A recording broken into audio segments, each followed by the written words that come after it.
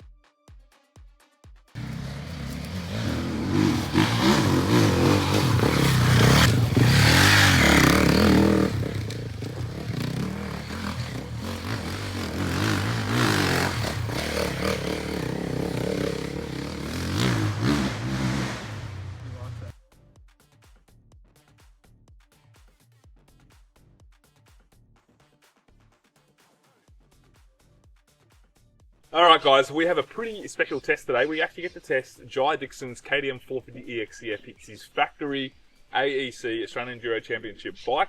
Jai, we actually got to ride this the day after Jai has finished up at QMP, where he did really well. I think he was second overall, which was pretty impressive. And with me today I've got Jeff Braco, our Enduro editor. Of course, we need Jeff here to test a race bike. Jeff actually used to ride for this group once upon a time, a long time ago now. Anyway, this is arguably the fastest KTM in Australia. Well, it's meant to be. It's, the guy riding it is the fastest guy in Australia on a KTM, him or Corey. So, Braco, tell us, first thing when you hop on this bike, what did you think? Super easy to ride. So, every time I've ridden one of these KTM group factory bikes, which is a pretty cool sentence in itself, they've just been super easy to ride. You can tell that the guys have done a lot of work with the suspension. Well, when I rode them, it was KTM Australia Direct. Now it's Daniel Milner, the ex-KTM racer.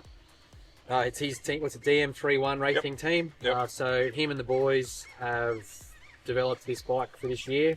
Jai's a newcomer to the team, and honestly, I can definitely see Milner's touch to the bike. You know, it feels very similar to how I rode, how the bike felt when I rode it all those years ago when it was actually Daniel's bike.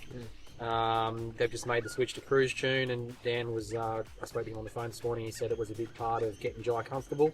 And in all honesty, yeah, like the bike in stock trim is very easy to ride, and now it's just even better again. You know, everything you could possibly want out of, and everything you could possibly expect out of a factory bike is exactly what it is when you throw all over. Yeah. Fancy fork, fancy shock, got some cool triple clamp setup. Like, if you could pick any sort of acro on it, any of the mods, what's your favourite mod on Jai's bike? For me, it's the exact forks and the track shock. I'm not a huge tracks guy, or haven't been in the past. But yeah, this new WP system that they've got is very, very impressive. And I believe they made a big swing before QMP for Jai, just to get him comfortable. And yeah, he's a little bit lighter than me, but for me, I was still pretty super impressed with just how planted the bike felt. And yeah, the suspension is definitely a highlight. The highlight. Hey, you mentioned it actually felt soft. I mean, Greasy asked you as well earlier on. It holds up though, but it's quite plush and soft over that initial stuff.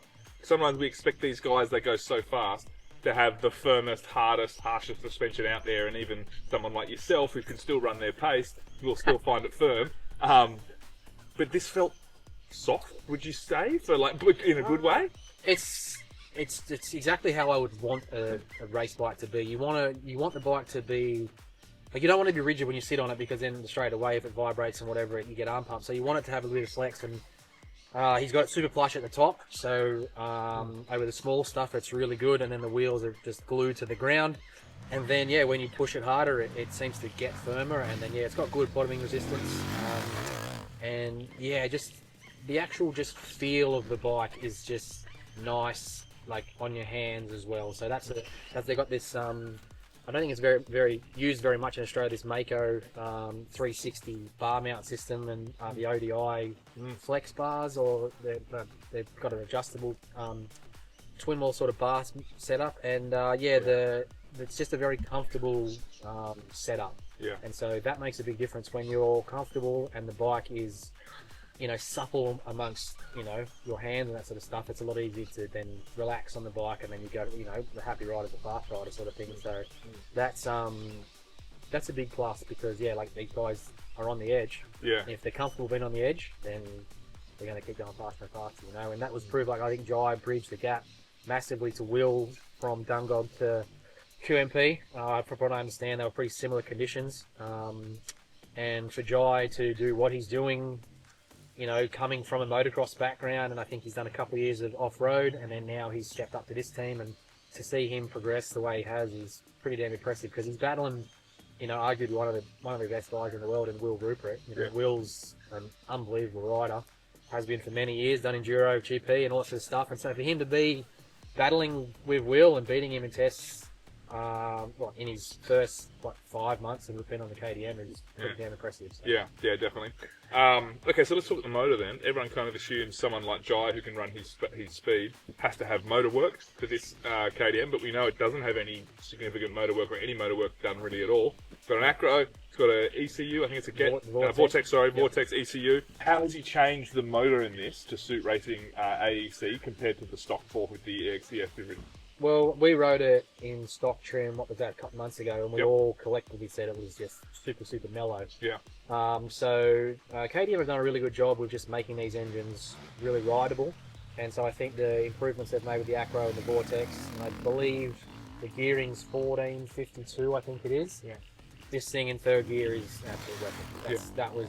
I was out there today, and second gear is good, but you can just beat in third gear everywhere, and it's just a tractor, and it's really clean, responsive, and yeah, third gear is where you want to be. And Jai, if you've ever watched him ride, he's got an epic style. He's always on the pegs, and he's super flowy, and just he looks effortless on the bike. It's really impressive, and I can see in this setup that that's what it is, because the motor is just so easy to handle. I was actually showing Ab, your wife, how easy the bike is to ride.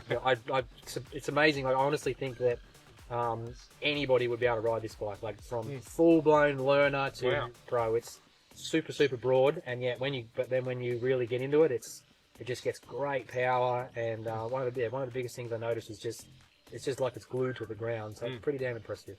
Yeah, I think we said earlier too, having Daniel Milner as the team manager, etc.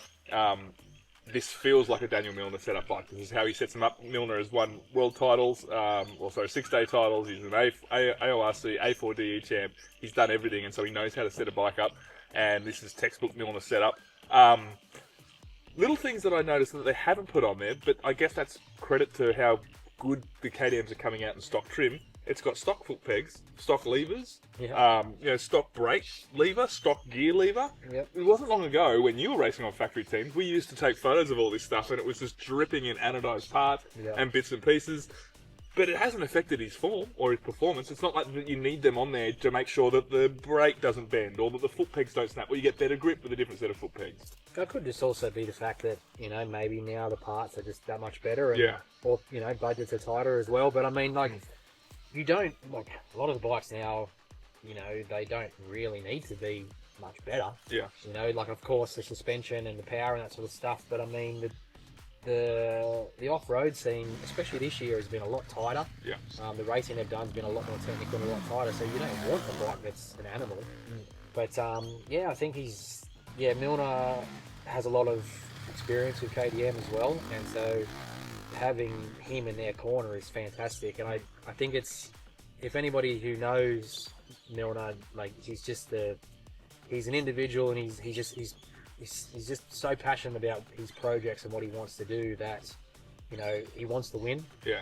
I bet you it's killing him that Will's giving it to these boys. Yeah. But I think that's going to be these next few rounds in the sand is going to be a big challenge for Will. So he's done everything right by, sweeping the first 5 rounds. Yep. The boys are getting closer, and I think they're going to make a big push for this. But I think what Milner's done, and Jai and Corey with this team, I think they've do a really impressive package. And just all their partners. Ballard's has been a big thing, so he's got a couple of cool parts on there as well. And I was interested to see the whole cruise tune change, and I think it's It's pretty good. Well, it's really good actually. Yeah, and yeah, the boys are doing really good, and like I think it's yeah, it's a damn good thing.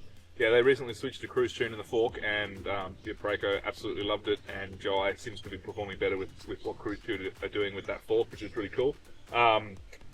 So suspension is obviously the big one. That's what makes this bike go so fast. The Vortex ECU, there was no bogging or fluffing off the bottom. They've cleaned it up pretty well. Yeah, that was because remember we rode that Stalker and it had some dramas with that.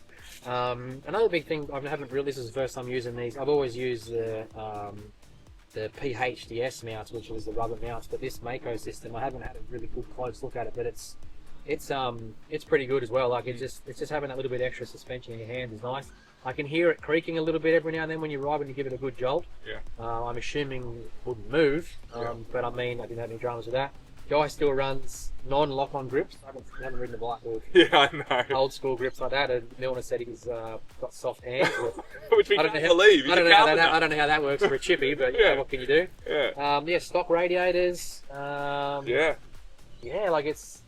I think they use maybe they've been toying with motocross and enduro engine mounts. Yep. Stock tank, seat cover.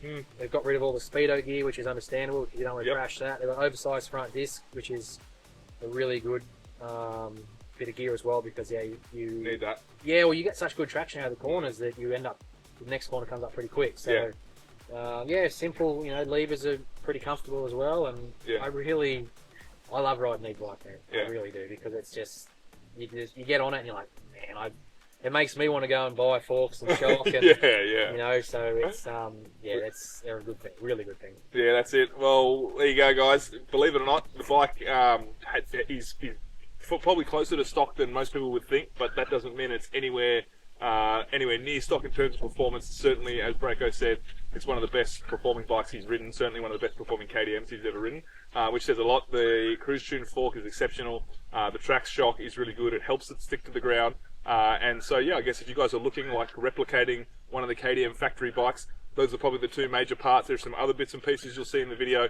on this bike that you can go out and get yourself as well. But it is a pretty hot machine, and we're looking forward to seeing what Jai can do in the next couple of rounds of AEC. And if he can put this thing on top of the box, he's been pretty bloody close so far.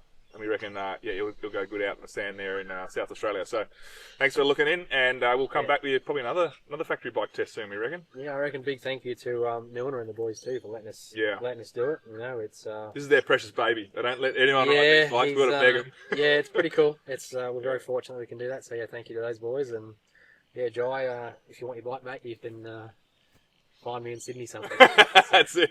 Thanks, guys.